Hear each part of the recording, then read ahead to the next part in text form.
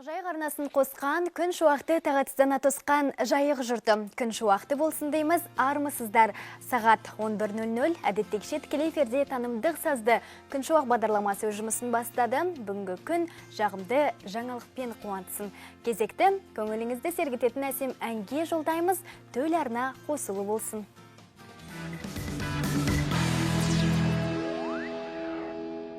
Қымбатты көрермен, әуезді әннен кейін күн шуақ бағдарламасы тікелей эфирде жалғасуда. Бүгінгі шығарылымда өңірдің дамуына, қоғамдық саяси жағдайдың тұрақтылығына, облыстағы бір қатар маңызды мәселелердің шешілуіне үлес қосатын Батыс Қазақстан облысты қоғамдық кеңестің жұмысымен таныс боламыз.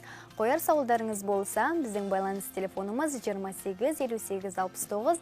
Ендеше бүгін күн шуақтың студиясына келген меймандармен таныс болыңыздар. Батыс Қазақстан облысты қоғамдық кеңестің мүшелері Берген Мақсут Қабышылы және Бауыржан Закиұлы Ахметжан. Қош келдіңіздер. Өздеріңізді бүгін күн шуақ бағдарламасында көргенімізге қуаныштымыз. Ең алдымен Мақсут Қабышылы ардагерлер кеңесінің тыныс тіршілігінен бастайық. Қандай жағымды жаңалықтар, оң өзгерістер орын алып жатыр? Қайыр күн, құрметті теледидар көрермендері. Тірус аспан жаратқан, дөңгелеген көк күмбезге аймен күн орнатқан Алла тағаланың қазақ халқына өмір бойы армандаған берген ең үлкен сыйлығы бұл тәуелсіздік. Алдымызда тәуелсіздік күні келе жатыр. Мен бүкіл жерлестерімізді, Қазақстан халқын осы келатқан мейрам тәуелсіздік күнімен мейраммен құттықтаймын. Мен облыстық ардагерлер кеңесінің төрағасы болып жұмыс істеймін. Негізгі бүгінгі келіп отқан мақсатымыз бұл мынау қоғамдық кеңес туралы ақпарат беру. Біз 3 жылдан бері осы кеңесте мүшесі болып саналамыз. 3 жыл сайын қайттан сайланады. Сол 3 жылдың ішінде біз бірінші рет жалпы бұл қоғам кеңесінің бұйрық бойынша құрылғанына 9 жыл. Сол 9 жыл ішінде осы бұйыл ғана осы қоғамдық кеңестің жұмыс туралы әңгіме қозғалып жатыр. Оны қоғамдық даму басқармасының тапсырмасыменен бұл мәселе жаңағы халыққа түсіндіру, қоғамдық кеңестің жұмыс туралы айту. Себебі көптеген халық қоғамдық кеңестің не істейтінін, не екенін білмейді. Енді жалпы біздің еліміз бойынша 2000 үстінде осы қоғамдық жаңағы ұйымдар бар. Мен айтар едім, соның бірінші басына осы қоғамдық кеңесті қою керек. Себебі қоғамдық кеңестің бұл қарамағындағы қызметкерлердің өзі жаңағы қазіргі істеп жатқан бұл еліміздің беткі үлкен азаматтары, бұл қоғамдық кеңестің мүшелері жаңағы мына қасым отқан інімізден бастап мамандығы прокурор, онымен бірге жаңағы мынау медицина қызметкерлері, заң қызметкерлері, басқа да жаңағы қоғамдық ұйымдардың мүшелері, мынау ардагерлер кеңесінің ұйымынан мен мысалы осылар қатысып қоғамдық кеңестің жұмысын алға жүргізіп келе жатыр. Қоғамдық кеңестің өзі аты айтқандай, бұл кеңесші жаңағы орган. Жаңа телевизордан сұрақ қойып жатады, мынандай сұрақтарды шешіп беріңізші деп. Қоғамдық кеңес шешім қабылдамайды. Қоғамдық кеңес әкімге де бағынбайды. Бұл әкіметпенен, үкіметпенен халықтың ортасындағы алтын көпір деп есептелінеді. Себебі халықтың алдында тұрған көптеген мәселелерді осы қоғамдық кеңесте тыңдап, қоғамдық кеңес өзінің ұсынысын береді.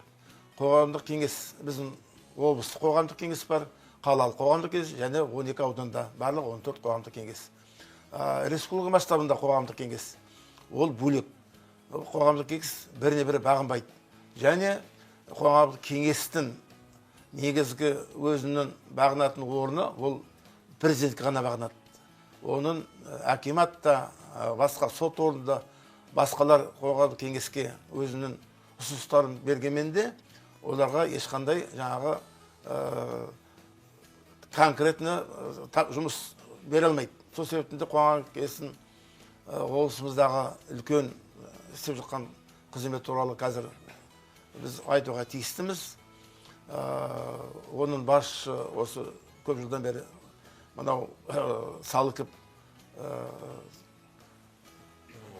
Ербол Ғомарұлы басқарып келе жатыр. Өте білімді, өте жаңағы эрудированный азамат. Сол себептен де қоғамдық кеңесте көптеген мемлекеттік жаңағы деңгейде сұрақтарды біз осы қоғамдық кеңесте дамып келе жатырмыз. Енді жаңа басында айтыңыз, ардагерлер туралы айтсақ, біздің облысымызда бүгінгі таңда 97.600 зейнеткер бар. Соның ішінде 57.000 мынау біздің жаңағы ардагерлер болып есептелінеді. Ардагерлер деген кім? Ардагерлер көбіне мына кезінде мемлекетке жұмыс жасаған, или бас орындарда жұмыс жасаған, қазірдің өзінде де қоғамдық орындарда жұмыс жасаған азаматтар біздің қоғамдық кеңестің жаңағы ардагерлердің мүшесі. Жаңағыдай бізде де жаңағы облыстық ардагерлер кеңесі, қалалық және 12 аудан жұмыс жасап жатыр. Енді оның жұмыс туралы қазір айт десеңіз енді кеш-кешін айтуға болады. Бірақ та бүгінгі біздің негізгі жаңағы мақсатымыз осы қоғамдық кеңестің жұмысын халыққа түсіндіру. Осының туралы ақпарат беру. Бұл жұмыс басталып кетті. Мынау біздің облыста бір ғана жаңағы ұйым бар. Ол Батыс Қазақстан облысының жаңағы ас арулары деген ұйым. Сол ұйымның ұсынысы бойынша біз биыл осы жұмысты қолға алып, қоғамдық кеңестің жұмысын айтып жатырмыз. Жаңа аудандарда болдық, Шыңғырлау ауданында болдық, Ақжайық ауданында болдық. Қалада осы жұмысты атқарып жатыр. Біздің жұрт дұрыс үшін айтып кетейін мен. Біз өзімізді жаңағы депутаттар сияқты агитация өзімізді ұсынып жоқпыз. Бұл жалпы қоғамдық кеңестің облыс бойыншағы болашақта не істейтін туралы да мәселелер көтеруге болады. Себебі ол бір уақытта, бір жылда бітетін шаруа емес. Сол себептен негізгі мақсатын тағы да айтамын, біз қоғамдық кеңестің жұмысын халыққа түсіндіріп, солардың істелген жұмыстары туралы бүгін тағы да айтып бергіміз келеді. Жақсы, бәрекелді. Бауыржан Закиұлы, сөз кезегі өзіңізде осы Батыс Қазақстан облысты қоғамдық кеңестің құрамымен де таныс болайық. Жайық жұртшылығына бір ақпар ретінде болсын айтып өтсеңіз. Қайырлы күн. Бүгінгі тікелей эфирлеріңізге шақырғандарыңызға көптен көп рахмет. Өйткені жалпы біз сияқты қоғам белсенділерінің көтеретін мәселелеріміз, айтатын сындарымыз, басқа да бір талдауларымыз көп болғанмен, оны әлеуметтік желілер мен өздеріңіз сияқты бұқаралық ақпарат құралдарына шығару мүмкіндігі күн сайын кездесіп жатпайды. Сондықтан да бүгінгі мына қоғамдық кеңестің өзіміздің белсенділер туралы айтыңыз, солар туралы бір мағлұмат беріңіз, тікелей эфирде өзін халыққа жалпы қазақ тілінде ақпарат таратыңыз деп шақырғандарыңыз, ол өте бір жақсы тыңғылықты іс екен. Енді жалпы қоғамдық кеңес енді соңғы бірнеше жылдар бойы жақсы жұмысын жасап келе жатыр. Арнайы оған заң нормалар да бар. Дегенмен де мен өзімнің тәжірибеммен айтатын болсақ, бұл 22 жылғы, яғни қанды қаңтар дейміз, қазақ халқына бір үлкен бір сондай бір психологиялық тұрғысынан да, басқа да жағынан да өте әсер еткен не дейміз, бір трагедиядан кейін осы қоғамдық кеңестің қазіргі шақырылымының яғни жұмысы жандандырылып, және де мен ойымша сол кездегі қазіргі билікте өзінің кейбір жердегі кемшіліктерін түсініп, біз сияқты бір қоғам белсенділер, яғни ашық әңгіме айта алатын, ашық сынды айта алатын, және де ол ашық сындары мен талдаулары дұрыс заңды негізде өз ойын жеткізе алатын мамандарды қоғамдық кеңеске шақырды. Және де сол 22 жылдың наурыз айында мен де осы сайланып, осы қоғамдық кеңеске мүше болдым. Содан бері мына Мақсат аға, Ербол Ғомарұлы, басқа да біздің мүшелерімізбен, әріптестерімізбен бірге мені жақында 3 жыл болады жұмыс жасап келе жатырмыз. Біраз жұмысты енді атқардық. Бұл енді барлығында құр статистикамен енді адамдарды былай айтқанда таңғалдырмай қояйық, бірақ енді бірнеше мәселе көтерген мәселелерді айтып өтуге болады. Жалпы енді одан бұрын біз айтқым келетіні, жалпы бізде жаңағы Мақсат аға айтқандай, енді барлығында емес те, бірақ кейбір кейбір азаматтарда сұрақ туындап жатады. Яғни олардың білетіні қарапайым халықтың бұл мысалға билік өкілдері. Бұл әкімдік дейік, бұл мемлекеттік органдар дейміз. Олар күшті құрылымдарды таниды. Прокуратура, антикор, полиция дейді, әскери билікті біледі. Немесе олардың білетіні басқа да бір жеке компаниялар болуы мүмкін. Бірақ депутаттарды таниды мысалға. Бірақ енді өзін басқару институтының бірі, енді оның ішінде жаңа институт, бұл қоғамдық кеңеске келгенде кейбір азаматтар, тұрғындар осыны білмей жатады. Яғни бұл қандай институт, немен айналысады, және де олның, яғни азаматқа, сол бізге келетін адам болсын, басқа да мәселе көтеретін адамға қандай пайдасы бар. Берер мүмкіндігі қандай деген. Осыны білмей жатады. Соны бана мақсат айтқандай, біз енді осы жылдан бастап күрт енді жұмысымызды сәл өзгертіп, таныстыру жұмысын жүргізіп жатырмыз, бірақ тағы да айтып өткім келеді.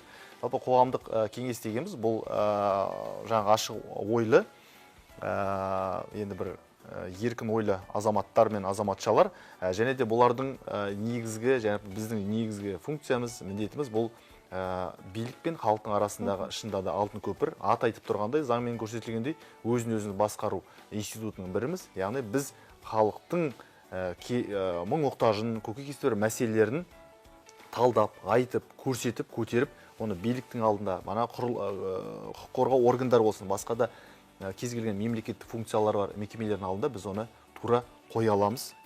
Өз бастамамызбен, немесе бір жағдай болып жатса резонансты осы қалада, облысымызда, немесе де сол органдарда, немесе де басқа да ұйымдарды өзімізге шақырып, өзіміз кеңесімізде олардың есебін тап, тыңдалымдарын өткізе аламыз. Енді ал қандай жұмыстар десеңіздер, бірнеше мысал айту болады. Мысалы біздің ең көп жұмыстар жасалды. Солардың біріне тоқталсақ, бұл біздегі мысалға 23 жылы мемлекеттік сатып алу бойынша бізде көптеген объектілер өзіңіз білесіз салынып, жасалып жатады. Бюджеттен ақша бөлінеді. Енді бюджет дегеніміз, енді қысқаша түсіндіріп өтсек, бұл енді салық төлеушілердің, яғни өзіміздің қарапайым кез келген азаматтың қалтасынан төленетін салықтан, алым төлемдерден жиналатын қазына, ақша. Соған мемлекеттік сатып алуды өткізіп, яғни әкімдігі бар, басқа да кәсіпорындар бар. Біздің, яғни халықтың жағдайын жасауға тырысады. Яғни мектеп салады, ескі мектептерді жөндейді, ауылға кіреберіс жолды жөндейді. Мысалы, облыстық ауданымыздың арамызда жолдарды қайтадан салып жатады, су құбырын өткізеді. Яғни біздің абаттандыру немесе адамға жайлы қоршаған ортаны дамыту, жасау жағдайы. Дегенмен де бұл жерде де әртүрлі олқылықтар бар. Енді ол тапсырыс берушілерден де, кейде мердігерлерден де, заңның да бір шикіліктер болып жатады. Осылардың бәрін біз әңгіменің қысқасы талдап, 2 ай уақыт осылай мүшелермен болып, 5-6 жігіт болып, осыны талдап, көтеріп, осына келіп, кеңестің алдына әкеліп, облыс әкімін шақырып, бүкіл жауапты мамандарды көтеріп, біраз сын айтқан болатынбыз. Және де біздің сол кезде байқағанымыз, кейбір объектілер, кейбір жағдайларда бізде дәлелді себептермен бітпей жатады екен. Яғни бұл жерде енді әртүрлі біз олқылықтарды көтеріп, осы мәселе, бұл айтқанда, осыған дейін кейбір жауапты уәкілетті органдардың көтермеген сұрағын біз осыны көтеріп, тікелей сұрағын қойып, және де ұсыныстарымызды бердік. Яғни осы бір мысалға, ол бір мысалы. Және де өзіңізге белгілі, мына Ресей мемлекетінен былтыр мекен 23 жылдың қыркүйегінде мекен, 22-нің қыркүйегінде мекен, кішкене есімде қалмай тұр. Яғни үдере көшіп біздің шекарамыздан бір аптаның ішінде 50 мыңға адам Ресейдің жас жігіттері өткен болатын. Азаматтар өтті, сол мәселені біз көтердік. Қандай жағдай қалай, шекарадағы жағдай, қандай ол біздің ұлт қауіпсіздігінде қандай төндіретін қауіптері бар деген сияқты.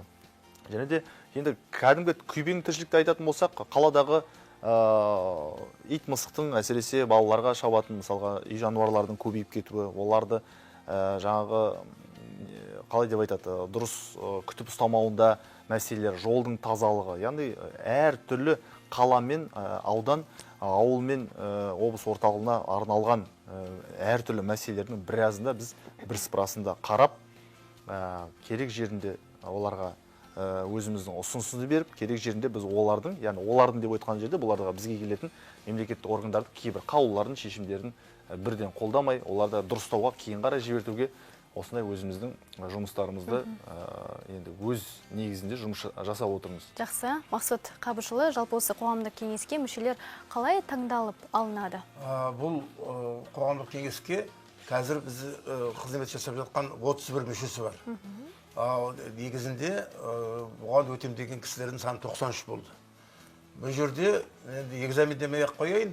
Бұл жерде жаңағы бөлек жаңағы администрацияда үкіметтен бөлек, коммерческий ұйымнан бөлек жаңағы басқа қоғамдық жұмыста істейтіндер комиссия болады. Сол комиссияның алдынан жаңағы қоғамдық кеңеске өтем дегендердің барлығы да соның алдынан өтеді. Онда жаңағы біздің көзқарасымызды білгісі келеді және білімімізді бір жақсы қайталап айтам, бізде әртүрлі мамандықтан бар. Мысалы, біздің өзіміздің осы қоғамдық кеңесте 3 дәрігер бар мысалы. Сол себептен де жаңағы бір ғана саладан емес, әр саладан. Мысалы, басқа ұйымдарда бір саладан болса, бізде бүкіл мамандар, бүкіл специалистер осы қоғамдық кеңесте бар. Сол себептен сол комиссияның іріктеуінен өткен жаңа 31 кісі өттік. Енді жаңа айтам ғой, мынау алдымызда ақпан айында біздің жаңағы сұрағымыз бітеді. Қайтадан жаңағы қоғамдық кеңеске кісілер сайлайды. Мен жаңағы айтайын дегенім тек қана жақсы заттарын емес, кейбір жаңағы айтылмай жүрген мәселелерді біз қоғамдық кеңесте көтереміз. Көбіне осы екеуміз сөйлегенде, көбіне мынау телевидениеден қазір тікелей сөйлеп тұрғанда айтып қалайын. Біздердің сөйлегенімізде мен өмір бойы 3 жылдан бері аузым жабырлайды да, көтерген сұрақтарымды бермейді телевидение. Себебі телевидение үкіметтікі ғой енді. Біз кейбір мәселелерді үкіметке қарсы емес, бірақ та көтерді мәселелерді көтереміз.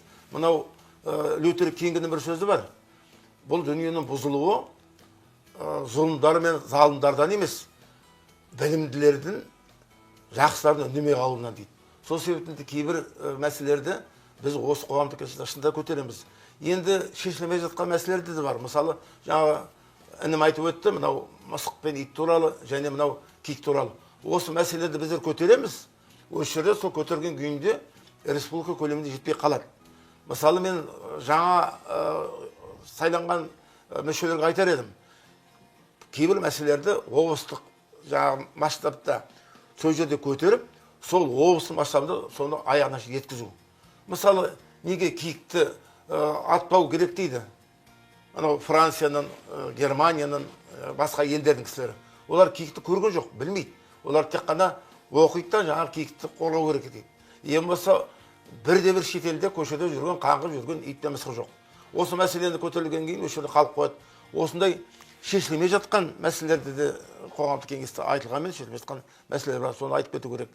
Енді жаңағы өте білімді кісілер, өз ісінің мамандары қоғамдық кеңесте дұрыс ұсынылған, дұрыс сайланған деп есептеймін. Бауыржан мырза, осы қоғамдық кеңеске әр азамат өз-өзін ұсына ала ма? Жалпы қандай талаптар қойылады, қалай бір іріктеліп алынады, айтып өтсеңіз? Жалпы қоғамдық кеңестің мүшелеріне іріктеу функциясы бұл біздің жергілікті маслихаттарға берілген, және маслихаттардың ішінде тәуелсіз комиссия құрылады. Ол комиссияға тек маслихат немесе мемлекеттік қызметшілерден емес, жаңағы азаматтық емес ұйымдар, жеке сектордан, басқа да бір белсенді азаматтардан өзі бір тақ санды 9 бекен, қателеспесем, немесе 11 адамнан тұратын бекен комиссия құрылып, сол адамдар жаңа іріктеуден өткізеді. Енді әрине түсінікті, бұл жерге енді мықты білгілер мен тәжірибесі адамдар керек, бірақ енді мен өзімде ойымша енді ол іріктеу болған дұрыс, өйткені ол жерде енді радикалды ойлы немесе де бір қалай деп айтады, енді бір шектен шығар мінезі бар тұлғалар енді келетін болса да бір ыңғайсыз жағдайларды әкелуі мүмкін. Яғни бұл жерде әңгіме былай айтқанда баланс ұстауда деп өзім ойлаймын, және де біз бір жақты сын айтып қоя бермей, өйткені өзіңіз білесіз, сын айтуды, ақыл айтуды қазір заманда тіпті оңай, бірақ дегенмен де жалпы біздің көрінісіміз қандай?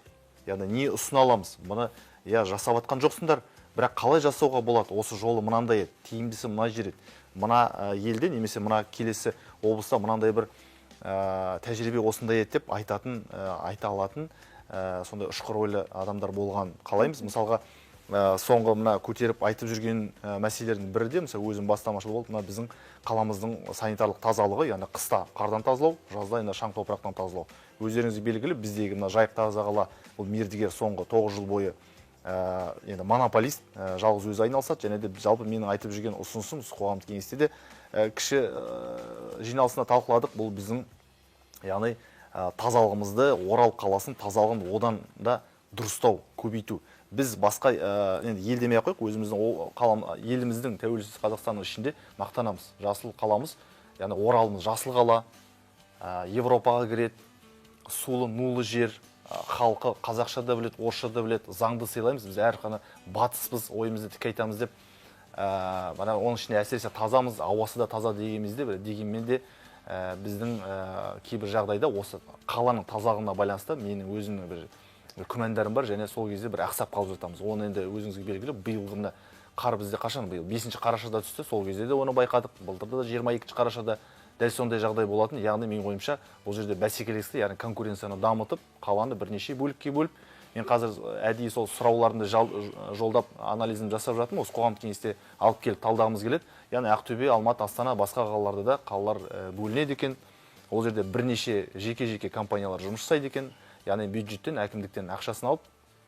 Енді өзіңіз білесіз, бәсекелестік дамығаннан кейін не артады? Яғни жұмысының сапасы артады. Мысалы, осындай мәселелер, яғни былай айтқанда кәдімгі өзіміздің қаланың тіршілігіне етене араласатын азаматтардың бір жұмыс органы ғой, былай айтқанда. Енді мысалға жанұяда, мысалға Мақсат аға да мен де енді отағасымыз ғой, үйде мысалы үйдің өзіміздің жанұямызға қатысты мәселені қалай талдап, жоспарлап отырамыз. Мысалға бір бұл жерде сондай енді нағыз сондай институт. Сондықтан да бұл жерге енді келесі алдағы жылы наурызда екен қайтадан сайлау өтеді. Сол кезде келетін азаматтарға, келетін азаматшаларға біздің ұсынысымыз де, талабымыз да сондай болар еді. Осы ретте қоғамдық кеңестің алдында мекемелер есеп береді ме? Береді. Айтып өтсеңіздер. Коммерциялық мекемелер бермейді. Басқа жаңағы мынау администрациядан бастап облыстың кез келген облыс басқармаларын біздердің тыңдауға жаңағы мүмкіндігіміз бар. Соның ішінде өте көп тыңдайтынымыз біз бұл финанс мәселесі. Мысалы, алдымызда кеше айтты, 5-ші мынау желтоқсан күні біз 3 жылдық мынау облыстың бюджетін қараймыз. Біз бұл мәселелерді мәслихаттан бұрын қараймыз. Одан кейін айттым ғой, біз шешім қабылдай алмаймыз. Бірақ та біздің ұсыныстарымызды сол мәслихатқа барғанда жаңағы мекеме басшылары соны ескереді. Көптеген ұйымдарды тыңдадық. Осы жаңағы мынау электричество туралы, одан кейін мына жаңағы мүлкі басқаратын жаңағы энергетика. Басқа да салаларды тіпті көп тыңдайтынымыз біздің осы мына финанс туралы облыстық жаңағы администрацияның есептерін біз тыңдаймыз. Оның ішінде ұсыныстар болады, аудандардан ұсынып жатады. Неге мысалы мына жерде былай салынбайды? Енді ол жұрттың бәрінің ұсынысын сол жерде шешіп тастау мүмкін емес. Себебі әр елдің өзінің жаңағы қоғамдық кеңесі бар, әр ауданның өз жерде өзінің басшысы бар. Солардың ұсыныстарын есептеге отырып, соларға біздер кейде ұсыныс береміз. Неге мына мысалы мына Жымпитыда 5 жылдан бері мына бұл дотаға неге жаңағы жол салынбай жатыр деген. Сондай ұсыныстар жасаймыз, бірақ шешімді жаңағы әлгі неге орыстарда бір мақалы бар ғой, жаңағы күті заказывает, ақшасы бар деген. Сол сияқты администрация шешеді. Бірақ біздің жаңағы немізді ұсыныстарды тыңдайды. Осы ретте қазір өзекті болып отырған тақырыптардың бірі бұл ұрпақ тәрбиесіне, мәселесіне байланысты. Жалпы ұлт пен ұрпақтың болашағына орасан бір зиян келтіретін, есірткі не болмаса тағы да бір зиянды заттардың алдын алу үшін жалпы қатерден қалай сақталуы тиіс? Айтып өтейікші. Мен жастармен жұмыс істегеніме биыл 40 жыл болды. Мен 84 жылы медицина колледжінде директор болғам. Сол 30 жыл мемлекеттік медицина колледжін, қазір Мақсат медицина колледжін жастармен жұмыс жасау. Бүгінгі таңда мемлекеттік әсіресе мына даму басқармасына 3 мәселені қою керек жастар арасында. Бірінші мәселе бұл наркомания. Жаңағы жастар көбіне оған білмегендіктен барады. Себебі жаңағы әр уақытта әр адамға жетпейтін ақша ғой. Мысалы, бір жерге мына конверт апарып тастайды дейді. Болмаса мынау апара қойшы жерге, оған ақша береді. Сөйтіп жастарды олар өздерінің жаңағы ұйымына кіргізіп алады. Былтыр мен 600 студенттерді жинап, мына жастармен наркомания туралы үлкен кездесу өткіздім. Соның ішінде жаңағы байқамай кіріп кететін жастарымыз көп. Қазір заң өте қатты, естісін деп айтып отырмын. 2 жылдан 18 жылға шейін соттайды. Жаңағы соған қатысы бар адамдарды. Сол себептен де осы туралы бірінші мәселе жастардың арасында басқа әлгі көп сөзді қойып, осы мәселені көру. Екінші мәселе лудомания деген. Лудомания деген қазір биылдан бастап медицинада бірінші рет ауру деп тапты. Ол мына ойын құмарлық. Тек қана казино деп түсінбеңіз. Таңертең кешке шейін мынау жаңағы өзінің телефонымен ойнап отқан жастарға қарау керек. Олар да көбіне ақша текет. Әсіресе мынау жаңағы футбол, я басқа международный жаңағы сол себептен олар өздері қалай кіріп кеткен білмейді. Осы туралы. Үшінші мәселе мына жастардың арасында дін мәселесі. Мен оқу орнында жұмыс жасаймын. Мынау өмірімізде бізде басына қара орама жабылған, немесе орама тартып келген студенттер болмайтын. Қазір соңғы кезде ол көбейіп бара жатыр. Сол үкімет неге бір заң қабылдамайтынын, себебі ол келгеннен кейін ол сол жастардың арасында жұмыс жүргізеді. Олар әрине ақшаға жұмыс жасап жатыр. Сол себептен де мен мысалы медицина колледжіне биыл қабылдамаймын деген өзіміздің ережені кіргіздім. Бірақ заң жүзінде әлі ол алмайсың деген заң жоқ. Сондықтан осы үш мәселе жастар арасында көтерілетін мәселені осыған мына даму басқармасы өзінің жоспарына міндетті түрде кіргізсін деп мен жастармен өмір бойы жұмыс жасағаннан кейін осы үш мәселені көтергім келеді. Жақсы. Мақсатқа қосып өтсем, мына жалпы біздің қоғамдық кеңестің енді жұмысын енді түсіндіріп айтып жатырмыз. Жалпы қоғамда бақылау деген не, қысқаша соны айтып өткім келеді. Енді мына мен өзімнің тренингтарымда, жалпы дәрістерімде жүргізіп жүрген бұл ойым қоғамдық бақылауды кез келген азаматқа, кішкентай мысалға жастан бастап 18-ге толған үлкен пенсия жасына жеткен зейнеткерге дейін үйрету. Неге? Өйткені біз сияқты әлемде белсенділер бар болғанымен біз бәрібір де азбыз, және де біздің жұмыстарымызды енді аз болғандықтан енді жаяудың шаңы шықпас, жалғыздың үні шықпас дейді ғой. Ол жұмыстың кейде тиімділігі, эффектісі аз болып жатады. Жалпы менің ойым осы қоғамдық бақылауды, қоғамдық кеңестің мүшесі ол кісі болсын, болмасын, үйінде отырып қоғамдық бақылауды жасай алсақ. Ал жалпы қоғамдық бақылауды біз не үшін жасаймыз? Бұл біздің биліктің, жергілікті атқарушы органның, әкімнің болсын, прокуроры болсын, іс-әрекетіне кез келген азамат бақылау жасай алса. Қалай жасап жатсың? Неге жасап жатсың? Дұрыс жасап жатсың ба? Мына жері заңды ма? Мынау былай ма деген сияқты. Енді жалпы енді олар үшін де бізде үкіметтің өзі де соған бізге енді шақыру дейді, енді өзін тартып тұр. Қалай деп, неге десеңіздер, 22 жылы президентіміз Қасым-Жомарт Тоқаевтың 2 жарлығы шықты, бұл тұжырымдаманы бекітті. Оларға сәйкес, енді үлкен-үлкен бағдарламалар ғой енді. Оларға сәйкес кез келген азамат бюджеттік бағдарлама дейді, мысалы аялдама салайын деп жатыр, микрорайон салу мүмкін, жолға, көшеге, не дейді, мысалы ауылға жол әкеліп жатыр, осыған азамат қоғамдық бақылау, мониторинг жүргізе алады. Бұл бір. Және де биыл 24 жылы сәуірде қоғамды бақылау туралы заң күшіне енді. Яғни үкіметіміздің өзі бізге айтып тұр. Құрметті азаматтар, құрметті жергілікті қалайық, келіңіздер. Міне сіздерге заң, міне сіздерге президенттің жарлығы, міне бізде тұжырымдамамыз дайын. Қоғамды бақылау жасаңдар. Бізге сынайтындар, бізге жасай алмай, бітіре алмай жатқан бір жерлеріміз болса, олқылығымыз, соны көрсетіңдер, немесе ұсыныстарыңды беріңдер деп. Енді осыны айта келе, тағы бір қосымша айтып өтетінім, бізде енді бірнеше заң бар, өзіңіз білесіз, мемлекеттік сатып алу заңы бар, жаңағы қоғамдық бақылау туралы заң бар, мемлекеттік сатып алудың ережелері бар. Соған қазіргі біз мына жұмыстанып жатқанымыз қоғамдық кеңеспен бірігіп, бұл қоғамдық бақылау, яғни қоғамдық мониторинг түсінігін енгізгіміз келеді. Яғни былай айтқанда кез келген мемлекеттік ақшаға жасалынып жатқан объектіге мен ойымша кез келген азамат әрине бір қағазын бәрін толтырып барып тікелей сұрап алуға оның құқығы бар. Мына ғимарат қанша миллионға салынып жатыр, бұның біту мерзімі қандай, және де мысалға қандай құрылыс материалын салынып жатыр. Яғни бақылау дегеніміз бұл жерде әркімнің жеке пайдасы немесе жай еріккендіктің шаруасы емес, мен ойымша.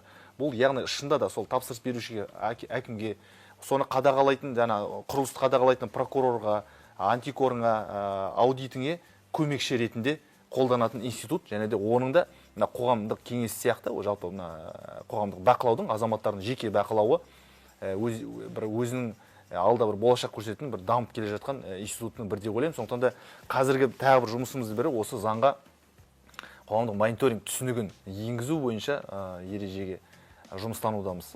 Жақсы, Мақсұт Қабышұлы, жалпы ардагерлер қандай кеңес береді? Енді аға буын өкілдері осы бірлестік құрамында тындырылған істерді бір саралап, жоспарды айқындап тұратын боларсыздар, бөліссеңіз. Енді айттым ғой, облыс бойынша жаңағы қанша ардагер бар екенін.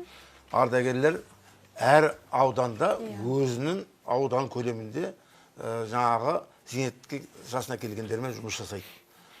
Енді қала өз жаңағы қала бойынша. Енді облыстық ардагерлердің біздің негізгі мақсатымыз осылардың жұмысын ұйымдастыру және мына аудандарда әкімдердің алдында ардагерлердің жаңағы авторитетін көтеру үшін соның ардагерлердің жаңағы төрағасын барып сөзді бірге сайлап, сосын соның алдындағы қойған негізгі біздің мақсатымыз жалпы ардагерлер қандай көмек бар. Жаңағы акиматтан болсын, басқа жаңағы мысалы коммерческий ұйымдардан болсын, ардагерлерден біреуі ақша алмайды. Жаңағы төрағаларына жаңағы әкім қалай қараса, солай жұмыс жасайды деп айтуға болады. Енді негізгі біздің алдымызға қойған мақсат жаңағы ардагерлермен бірге жаңағы жастар арасында жұмыс жасау, жастарды кездесу. Қазір барып, мен әлгі орным бар, мен соғысқа қатысқанмын деп айтқанды қазір жастар тыңдамайды. Мысалы, мен отырған аудиторияға байланысты өзімнің жаңағы айтқан ойымды әр түрлі өзгертіп тұрамын. Кейде мысалы жастармен кездесуге шақырады 45 минутқа, кейде сонда 2 сағатқа шейін кейде жастар тыңдайды. Жаңағы нағыз оратор жұрт тыңдауға 1 минут қалғанда жұмысын тоқтату керек дейді ғой. Сол себептен де жастармен жұмыс жасауда ардагерлердің бір алдында тұрған мәселе дейді. Енді мына інімнің айтқанына мен жаңағы коррупция жөнінде бір сөз айтып кетейін. Мына Сингапурда коррупция жоқ, бір ел жалғыз. Онда қалай жасайды? Онда әр азамат жаңағы өзінің 2 досын, өзінің 2 туысқанын барып ұстап береді екен. Ұстап бермейді, айтады жаңағы. Солай халық жасамаса, бізде коррупцияны біз жеңе алмаймыз. Мен бір мысал келтірейін. Жақында мына мемлекеттік медицина колледжі сатылатын болды. Бірінші қақы қойылған 1 миллиард 200 миллион. Оған комиссияға жаңағы, мен ойымша жаңағы қасындағы медицина колледжінің қызметкерлері кіру көреді. Оны комиссияны жаңағы ешкім білмесін деп жаңағы өздері ұйымдастырды. Жақсы біздің қоғамдық кеңестен Меңешова Жансұлу соған мүше болып кірді. Сол Жансұлудың арқасында осы қателіктер табылды. Мысалы 13 кісі комиссия дейді, бір комиссияға 3 кісі келеді, келесі комиссияға басқа 3 кісі келеді, тіпті 13 кісі бірде-бір жиналған жоқ. Айналып келгенде 1 миллиард 200 миллионның жаңағы колледжі 600 миллионға түсті. 600 миллионға кеше тағы да шешілмегеннен кейін, енді келесі оның қақы 300 миллион. Ол колледжде мен 30 жыл жұмыс жасадым. Ол колледждің кем дегенде зданиесін өзі 1 миллиард тұрады. Оның ішіндегі 600 миллиондай жаңағы муляжы бар, басқасы бар, компьютері бар. Сонда үкімет ол неге сондай безответственность дейді ғой, сондай жағдай жібереді. Сол себептен де мен ұсынысым негізінде сондай мемлекеттік сатып алу немесе сондай жағдайда мына қоғамдық кеңестің мүшелерін соған көптеп тарту керек. Жалпы осы ардагерлер кеңесінің ұйымдастыруымен өтетін бас қосуларды айтып өтейікші. Мен бірнеше болып осы ардагерлер арасында 4 жыл болып мынау спартакиада өткізіп жатырмын, спартакиада. Бұған 12 аудан қала қатысады. Осыған жаңағы 5 түрінен жаңағы волейболдан бастап сол кезде жаңағы пенсиядағы кісілердің қандай көңіл көтеріңкі, қандай жас жігіттер кезінде есіне түсіп қалай волейбол ойнайтынын көрсеңіз, сіз тағы да ұйымдастырғыңыз келіп кетеді. Ол 5 түрінен. Одан кейін мынау көптеген облыс бізден үйреніп жатыр, бата сайысы.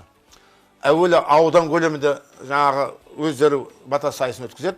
Одан кейін облыс көлемінде жыл сайын биыл 2-ші жыл жаңағы ең беткі ұстар жаңағы жеңімпаздары келіп осы облыстық жаңағы бата сайысына қатысады. Осындай басқа да былтыр мысалы мынау ансамбльдердің арасында облыс бойынша біздер конкурс өткізіп, солардың барлығын өткізіп жаңағы жасап жатырмыз.